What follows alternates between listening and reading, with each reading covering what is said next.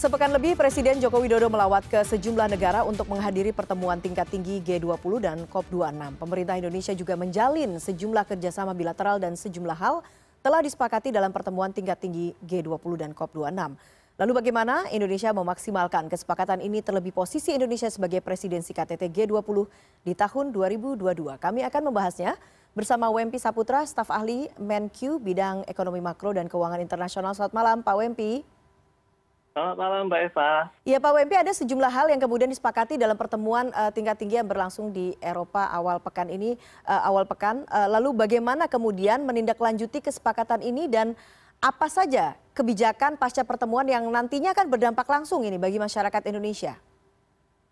Terima kasih Mbak Eva. Jadi di dalam pertemuan KTT G20 di Roma, itu para pemimpin dunia telah menyepakati 26 isu yang para pemimpin deklarasikan dalam suatu kesepakatan bersama.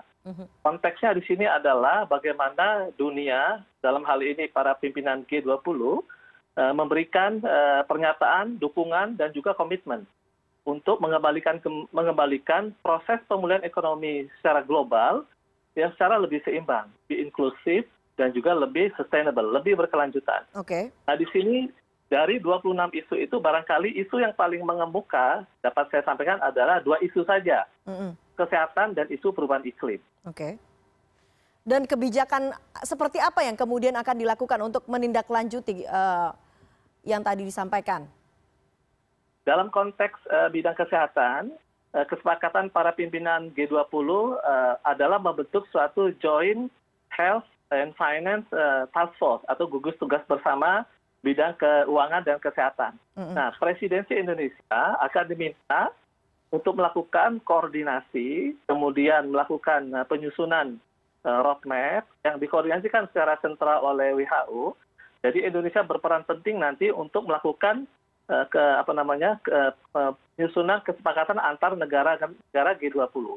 Nah, pernyataan pertama adalah bagaimana para pimpinan dunia melihat global public goods berupa proses vaksinasi yang dipercepat. Karena ternyata proses vaksinasi ini adalah hal yang paling utama di dalam yang menentukan proses pemulihan ekonomi global. Kita tahu bahwa di negara maju sudah lebih dari 60%, bahkan 90% vaksinasi telah dilaksanakan. Dan ini sangat-sangat baik untuk meyakinkan masyarakat di negara-negara maju untuk beraktivitas kembali secara normal. Namun di negara berkembang yang masih sekitar 25-40%, ini masih boleh dikatakan masih setengah-setengah. Dan di negara-negara Afrika dan negara miskin lainnya, itu bahkan masih di bawah 10% atau 3%. Jadi risiko terhadap proses vaksinasi ini akan tetap menghantui para negara-negara di global.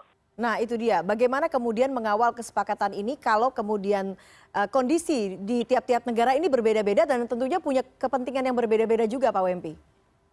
Persis, jadi Bapak Presiden Jokowi mengusulkan suatu tata ulang arsitektur kesehatan global. Di sini punya derajat penting yang sangat signifikan bagi Indonesia, karena Indonesia nanti akan bersama-sama dengan negara-negara G20, khususnya yang Troika, jadi Italia, Indonesia dan India, akan menyusun satu rencana bersama atau satu roadmap. Kira-kira financing mechanism yang ada sekarang, yang sekarang sudah dibantu oleh Bank Dunia, oleh IMF, oleh International Financier, itu kira-kira efektif atau tidak. Kemudian, apakah ada suatu mekanisme atau opsi baru di dalam financing terkait dengan pendanaan di bidang kesehatan ini? Nah, khususnya bagi negara-negara yang miskin, dan boleh dikatakan negara-negara di Afrika, itu akan didukung dengan satu mekanisme bantuan vaksinasi. Negara-negara maju yang sudah kelebihan stok vaksin seperti Amerika, Jepang, Australia, Kanada, South Africa, dan South Korea dan Australia, itu bisa membantu bagaimana proses pengiriman dari vaksinasi ini, termasuk juga akan membuka suatu kesempatan untuk tempat manufaktur vaksin yang ada di negara-negara berkembang. Nah, posisi Indonesia sendiri bagaimana Pak dengan kebijakan fiskalnya? Indonesia dalam konteks kebijakan fiskal itu sangat mendukung, seperti kita lihat, bahwa proses vaksinasi di negara kita kira-kira sudah mencapai lebih dari 40%. Dan ini sangat diapresiasi karena selain itu kasus positivity rate di Indonesia juga sangat rendah saat ini. Menjadi suatu benchmark bagi negara-negara berkembang lainnya bahkan oleh negara maju. Nah, di sini Indonesia telah membuka diri, Mbak Eva. Jadi Pak Jokowi, Pak Menkes Budi Sadikin itu telah memberikan dan juga Menteri Keuangan Sri Mulyani Indrawati telah memberikan pesan kepada global, khususnya di negara-negara G20, bahwa Indonesia siap menjadi tempat diversifikasi dari produksi vaksin global. Dan kita sudah punya benchmarknya dengan beberapa BUMN kita dan perusahaan-perusahaan di nasional yang juga sudah punya reputasi secara internasional. Oke, Pak Wempi, salah satu kesepakatan yang dicapai dalam pertemuan G20 adalah soal tarif minimum pajak perusahaan raksasa global yakni 15%. Nah, ini kemudian juga cukup menarik untuk dicermati. Bagaimana kemudian dampaknya secara konkret terhadap Indonesia? Jadi di dalam deklarasi G20 ada pilar 1 dan pilar 2 dari OECD.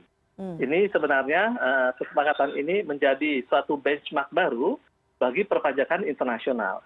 Di pilar 1, kita membahas terkait dengan hak pemajakan terhadap keuntungan dari perusahaan-perusahaan multinasional dengan threshold tertentu. Nah, di sini ada thresholdnya adalah omset sebesar 20 miliar euro dan keuntungan di atas 10%. Jadi Indonesia yang merupakan negara market bagi perusahaan-perusahaan multinasional jelas akan mendapatkan hak untuk pemajakan tersebut. Yang kedua, pilar 2 adalah terkait dengan efektif global minimum tax yang tadi Mbak Eva sampaikan, yang 15%. Betul. Model rules, ini belum selesai. Tetapi ada 4 sistem pemajakan yang secara detail barangkali nanti akan dibahas, kita bahas lebih lanjut. Itu kita jelas menunggu dulu pembahasan model rules-nya, kira-kira protokol pemajakan seperti apa. Visibility untuk hak pemajakan tetap ada di situ, dan Indonesia tentunya siap. Dengan Undang-Undang HPP yang baru, kita juga sudah menyiapkan kesepakatan untuk mendapatkan porsi dari efektif global minimum tax yang 15% tadi. Apakah kemudian diskusi itu bisa dilaksanakan dalam waktu dekat, Pak, peremajaan perusahaan multinasional ini? Ini pertanyaan yang paling fundamental, Mbak Eva, yang negaranya juga menanyakan hal yang sama. Di tahun 2022, di pertengahan 2022 akan dibahas yang namanya multilateral convention-nya untuk signing-nya, tanda tanganan. Nah, ini khususnya masih untuk pilar 1. Sedangkan pilar 2 sekarang sudah dibahas lebih detail, kira-kira protokol pemajakannya seperti apa, rules-nya yang akan dipakai seperti apa, dan teman-teman di Direktorat Jenderal Pajak saat ini sedang mendetailkan dengan negara-negara G20 dalam satu working group dan juga konsultasi dengan OECD. Kalau dilihat dari timeline-nya, mudah-mudahan di tahun 2023 semuanya sudah efektif. Baiklah. Sekarang kita beralih terkait COP26, Pak. Apakah kemudian Kemenq sudah merancang kebijakan fiskal untuk menghadapi dan juga tentunya mencegah perubahan iklim? Ini pertanyaan sulit juga, jadi kalau boleh nanti responnya kira-kira seperti ini, bahwa secara konteks kebijakan fiskal, Kemenq sudah menyiapkan suatu framework, fiscal framework untuk mengantisipasi di dalam proses perubahan iklim. Saya ingin sampaikan bahwa di dalam perubahan iklim ada 3 kata kunci. Pertama adalah mitigasi, yang kedua adaptasi, yang ketiga adalah pendanaan. Nah, dalam konteks kebijakan fiskal, kita sudah melakukan berbagai terobosan-terobosan. Ada yang namanya climate budget tagging. Jadi suatu porsi di dalam APBN kita yang memang kita khususkan untuk penanggulangan perubahan iklim. Nah, di sana bukan hanya based on dari budget, tetapi juga ada proyek-proyek. Barangkali teman-teman juga mencermati ada beberapa proyek kita yang sudah comply dengan ESG, Environment, Social, and Governance. Juga kita melakukan de-risking, bagaimana meminimalisasi dari satu proyek yang green, yang dibantu oleh BUMN yang ada saat ini. Dan Indonesia secara simultan juga telah menerbitkan berbagai instrumen keuangan untuk pendanaan dalam bentuk green bond. Jadi berbagai upaya tersebut disampaikan oleh Menkyu Sri Mulyani pada saat pertemuan di COP26 dan men-challenge para korporasi global, para menteri keuangan di negara-negara besar, termasuk juga multilateral development bank, World Bank, IMF. Ini apalagi nih Katanya komitmennya 100 miliar dolar untuk diberikan kepada negara-negara berkembang. Sementara kita sudah melakukan berbagai terobosan, tetapi kelihatannya komitmennya belum nyata yang bisa dirasakan sampai saat ini. Nah itu dia, seberapa optimis kalau begitu pemerintah akan adanya kebijakan nyata soal ini? Dari konteks kebijakan fiskal yang kaitannya juga teman-teman di KLHK di bidang lingkungan hidup, saya kira kita punya optimisme yang tinggi. Pertama, Bapak Presiden juga sudah melakukan deklarasi dari pemimpin dunia dalam konteks bagaimana penggunaan hutan, forest and land use, value netting. Jadi kita komitmen terhadap Paris Agreement, bagaimana kita melakukan limitasi terhadap emisi yang berasal dari deforestasi. Nah di sini bisa juga kita sampaikan bahwa proses menuju net zero emission yang menjadi tujuan bersama secara global, ini memang membutuhkan pendanaan yang sangat besar. Indonesia itu menjadi salah satu piloting country. Jadi kalau misalnya kita lihat berbagai inisiatif yang ada di dalam net zero emission project tadi, Indonesia saat ini menjadi perhatian karena apa? Terobosan kebijakan fiskal ataupun kebijakan di bidang lingkungan hidup itu mengemuka dan menjadi showcasing bagi negara-negara lain. Jadi kita ingin menjadi the most responsible country in the world. Untuk apa? Untuk aksi perubahan iklim. Dan kelihatannya dari beberapa contoh, sekarang ini tengah dibahas ada inisiatif dari private yang namanya Climate Finance Leadership Initiative dengan Mike Bloomberg, itu akan menjadikan Indonesia dan India sebagai piloting country-nya.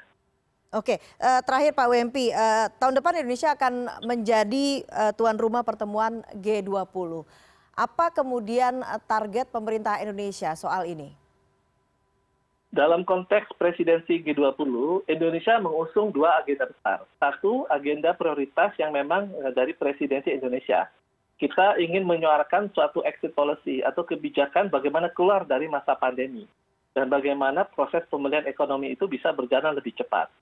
Yang kedua, Indonesia juga mengusung kebijakan-kebijakan yang lain dari legacy issues-nya di presidensi sebelumnya.